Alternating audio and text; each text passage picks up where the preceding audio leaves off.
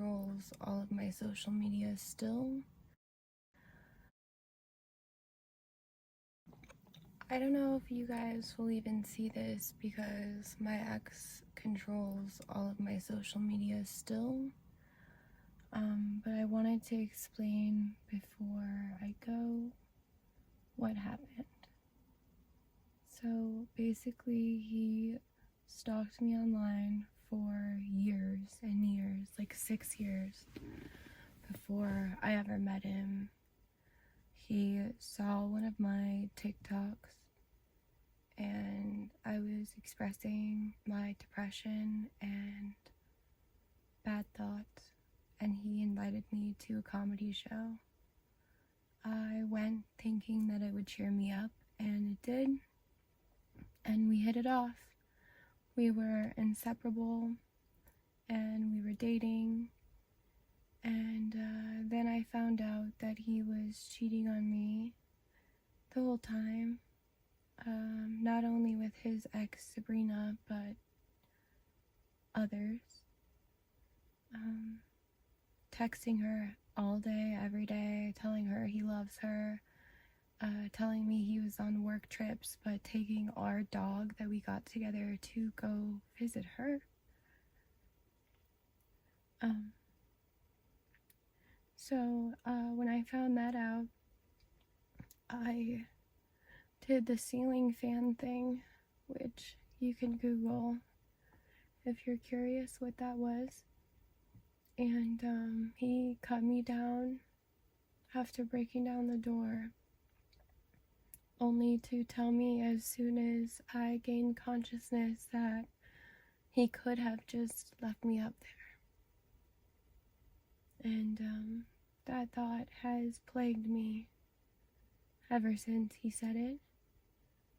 The fact that he had that thought at all, it just shows where his mind was at, I guess. So we tried to be friends the last 6 years since we broke up. We broke up in 2019, early 2020. I think it was February 4th of 2020. We dated from 2017 till then. We broke up the night he met my parents. After my parents came to town, it was the first person I ever introduced my parents to because I thought we were going to get married. We had a dog and we lived together, and I had met his parents, he was meeting mine. He told my dad that he loved me and would take care of me. And later that night, I caught him texting Sabrina that he loved her. So I broke up with him. And I don't know. The 2018 thing happened because of him and Sabrina, but we continued dating because he told me that he would stop. And when I found out again in 2020 that he was texting her things about loving her and knowing everything that I knew about him, taking Karma, our dog, up to Sabrina's house when he was saying he was on work trips, I just snapped and I couldn't take it anymore. So I broke up with him. But because he was in control of my entire life, he had all my passwords to everything, he still does, all my logins for everything, to the point where if I log into my email and change something, he gets notified. So I was never able to get him out of any of my shit. From 2020 until I got my surgery last year in 2024, we tried to stay friends, but we had many fights. And one of them resulted in him putting his hands around my neck, which to this day he swears he didn't do. But I ran out of his apartment screaming to his neighbors as I got to my car. Keep him away from me, he just tried to strangle me. And I know I didn't make that up. So that happened, and because he was still so involved in my life, I tried to just get over it. And I know that was stupid, but I've been so isolated since I've known him that I feel like he's the only person I have. Because of like the porn stuff, I've never really been able to make friends. I feel like years ago, things weren't as accepted, like OnlyFans and stuff, as they are now, and a lot of girls didn't want to be my friend because of my career in the adult industry. And so I've just been like really alone, and I settled for this person who was abusive because I didn't want to be alone. So I tried to keep him as a friend even after he put his hands around my neck, because we shared a dog and he had access to everything, and I just didn't feel like I could ever get away. So in 2024, I had my surgery, but before my surgery, in January and February, I was driving down here to Vegas like every weekend to spend time with him, but I was bleeding so badly that I was in diapers, and I was so weak physically that I could barely make the drive. I would have to pull over to throw up. And this is after spending 3 years basically bedridden. So I took my final trip to him New Year's of last year, and he told me that he wasn't gonna come up to see me in LA, and because I was bedridden and just waiting on surgery, I was devastated. He had, all of my things at his house, and I was like scared to upset him always, between him having like everything that mattered to me and him having put his hands around my neck. I've always felt like he could destroy my things or harm me further. So I don't know. I wasn't able to keep coming to see him because I was too sick, and so I spent those months before surgery in bed like I had most of my time the past couple of years. And he didn't try to see me or help me at all in those couple of months. So when I went in for surgery, I snapped. I had paid my mom to come take care of me because I knew that it would be a couple of weeks that I needed help after having my uterus removed, so I would stop essentially bleeding to death. And Gino refused to be there for me.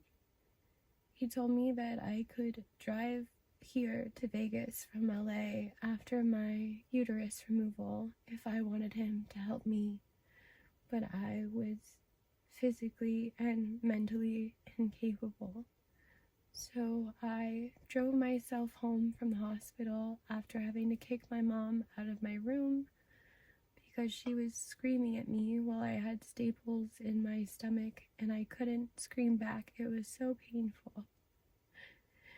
And those two were the only people in my life. I had to ask her to leave.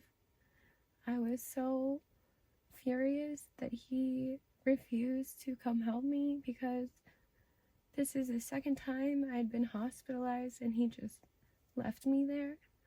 The last time I was hospitalized, I was there for 3 weeks and he was off in Spain with Sabrina. While I was living in his house, if I had not been in the hospital, but he was off with his ex in Spain.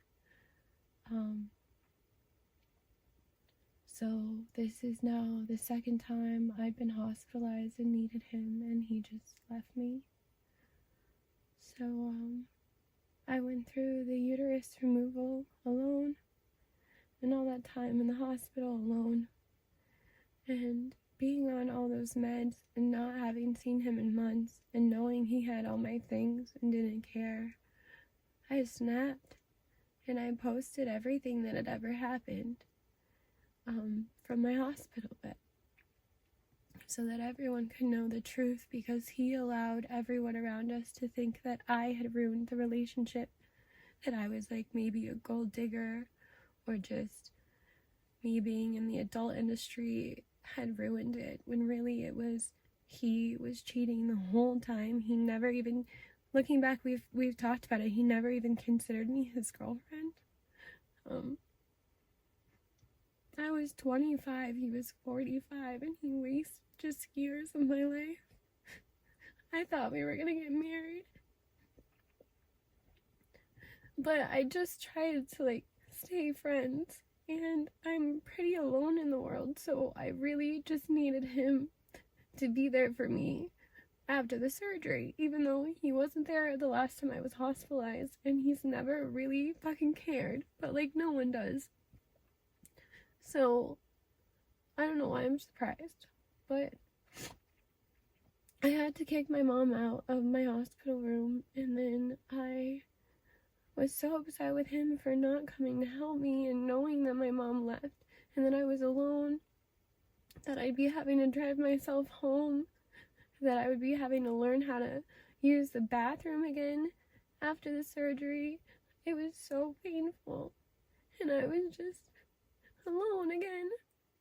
And that was last year, and that's why I cut him off in March of last year. I just stopped speaking to him after the surgery because I was so upset. I was like, I can't ever get over this. So I cut him off, and I tried to live my life, and I worked really hard, and I got ahead on rent, and everything was going well.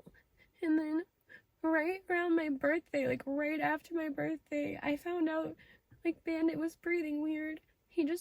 I woke up one day and he was breathing weird. And so I took him to the vet, and they told me he was fine. And then they sent me home, and they said, well, they didn't say he was fine, but they said he was okay, and that we had to go home. There was nothing they could do, and to not worry, and to bring him back if it got worse. And it did. It got worse, and so I brought him back, and then they started freaking out, and they were like, he needs to go to the emergency vet. And then I get to the emergency vet, and they're like, you have to put him down. And I was like, okay, not okay, but I was in shock, because I didn't expect that. I thought he's had asthma problems, and so I thought maybe it was just something like that, and maybe I needed to get something some medicine or something. And they told me that there was no hope for him, and that there was fluid in his lungs, and it was going to be $1,500 to take it out, and that he still wouldn't live. But I was in so much shock that I didn't believe them. And I mean, it's not that I didn't believe them, but I just had this hope that he could maybe make it if I just took him home. So I paid them the $1,500 to suck the fluid out of his lungs, because I thought maybe he would live. And I brought him home, and he got worse. And I had to take him back to be put down. And no one cared. No one in my family called me or anything. He didn't call me. Everyone just let me be.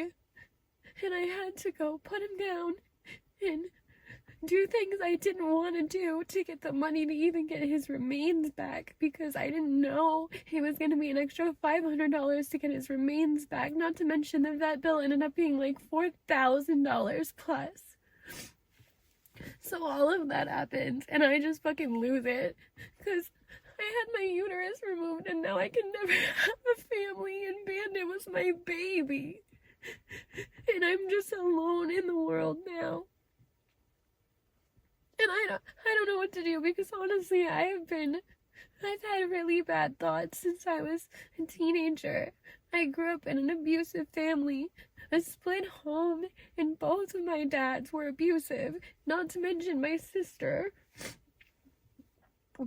So I don't know, I just felt like everything was over. I had to go back to sex work because I spent all of the rent money that I was saving to try to get ahead, to try to save Bandit, because of course I tried to save Bandit. Like, I wanted nothing more than for him to live, and I didn't know what to do. So I spent all the money, and then I got behind on rent. I had to go back to sex work to try and catch up because I needed thousands of dollars immediately, or I was going to be unhoused. And so I went back and I got raped and assaulted, even just at work, and I couldn't take it, and so I gave up and I lost my apartment and I had to move into my car. And I tried to keep my shit together, but I couldn't. I'm not built for it. I can't take it. So I ended up calling him because I was like at my wit's end, and I was like so ready to just be done with it all. And I thought, if anybody cares about me, I'll try to stay. Like, if anyone wants to help me, then I'll try to stay, because I don't care to stay enough for myself at this point, but I cared enough to stay if one person cared enough about me staying. And because we share a dog and I miss her, and obviously Bandit's gone forever, I just wanted to see my dog again and like try. Like, I wanted to try and fix things, but my will to live is just gone. And I don't know. So I came here instead of somewhere by the beach where I would be happy, because he told me he couldn't help me if I went somewhere else. So I moved to fucking Las Vegas, where I never wanted to live. Ever. It's like my worst nightmare, honestly, living here. I don't want to be rude. I'm sure some people love it, but it's just not for me. And I have been losing my mind. All I've ever known is LA. All I've ever known is California. I've been there since I was fucking 17. Like,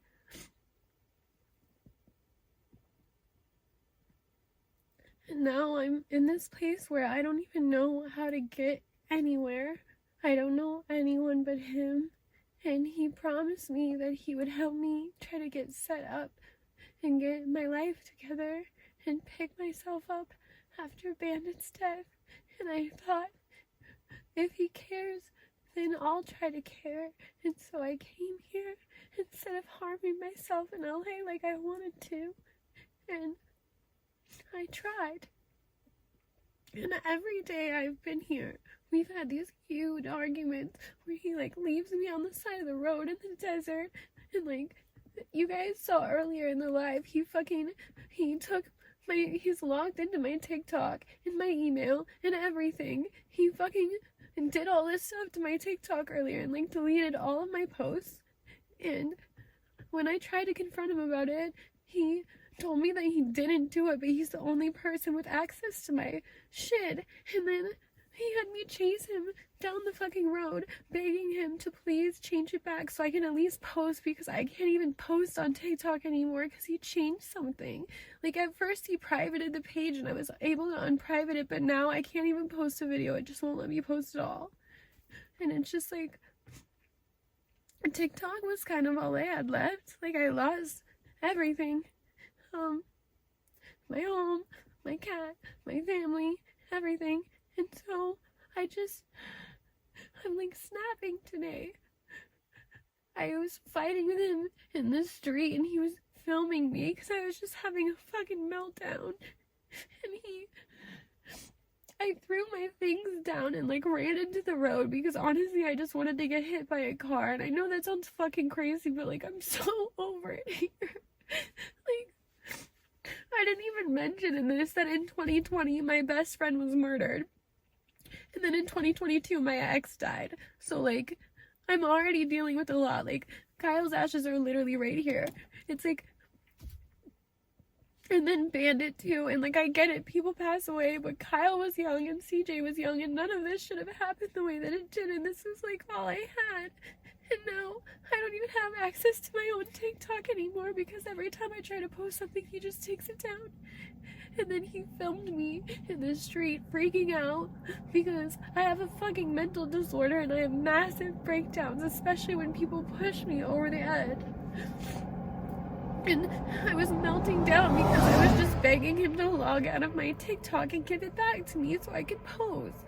Like, I don't even need to post about him. I just want to post in general. Like, it's my only access to people outside of him. But he took it away today and like, I can't take it anymore.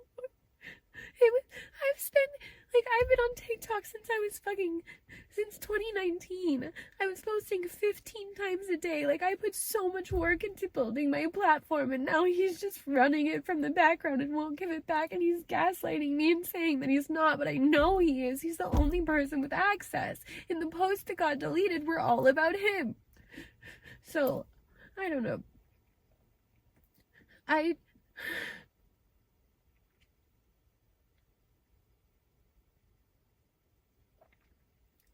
I've tried so hard to keep going through all of this, but the last 10 years, the only person in my life has been my horrific, abusive ex, who I kept thinking could maybe be a good friend because I knew he was a shitty boyfriend, but he was the only person that like understood me, and we share an animal, and I just thought, maybe we could make it work and we could be friends, but clearly we can't because he just controls everything, always, even when we're friends.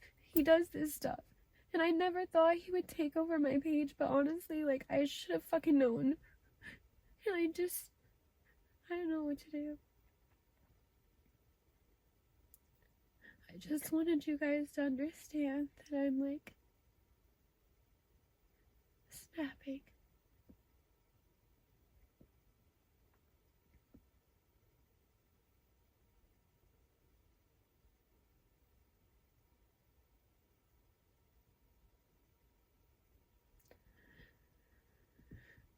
I used to get so much more upset about things, and now I'm feeling this like creepy peace about not being here, because everything here has just gotten worse and worse for years. People say things get better, but for me, nothing really has. And every year that I've hung on, I feel like I've regretted it. And I don't want to make other people feel hopeless about life, because most people have people and like a reason to keep going. But I really only had one person, and he is a gaslighting, abusive narcissist who really had me fooled. And I feel so stupid for having him be the person that I asked to try and help me, because I was ready to not continue anymore. just after bandits passing. But when he told me he would move me here and he would help me, I thought it's better than living in the car and worth a try. And now I just don't feel that way.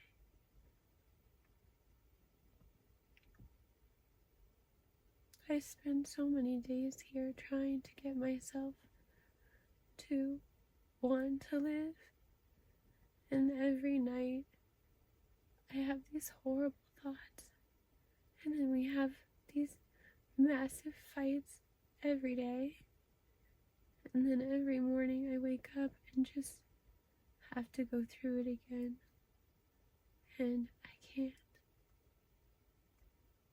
So I can't. My first attempt was when I was 13, and I'm 32 now, and nothing ever got better.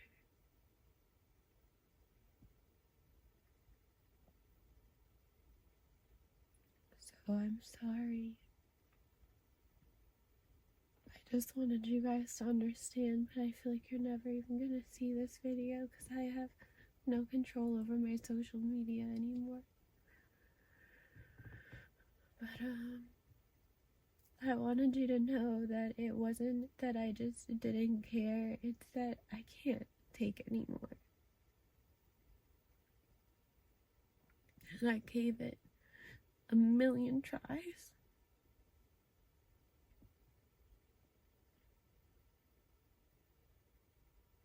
I just don't have anything left in me. I couldn't get away from him. I tried. I couldn't get him out of my shit. I didn't speak to him for a year and he still has the ability to just shut off my TikTok. I don't even know how to feel. That was all I had left. My internet friends are my only friends, and he knows that.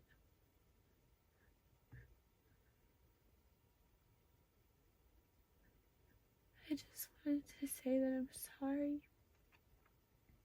I wanted to be a good example. I wanted to show people that you can exit the industry and thrive, but I don't know if you can. Maybe the abuse is just so much that you never really get over it. And after being abused growing up and then abused in the industry and abused by him, it's like I feel like that's all I know is abuse, and I just can't take anymore. I'm tired. And I miss Bandit. And I just want to go be with him. So I hope this brings some clarity, because I'm not even like distraught or angry. I just can't take another day of this. It's been 20 years fighting these thoughts and like 15 attempts, and I just don't care to keep trying anymore. So I hope I did something for the world by trying to warn young women about what happened to me so that it doesn't happen to them. I really just wanted to make music. I don't understand how this all happened.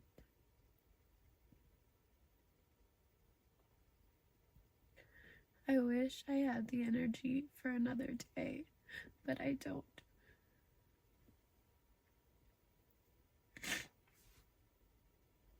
I love you guys, and I'm really sorry. I know I'm letting you down, but I did everything.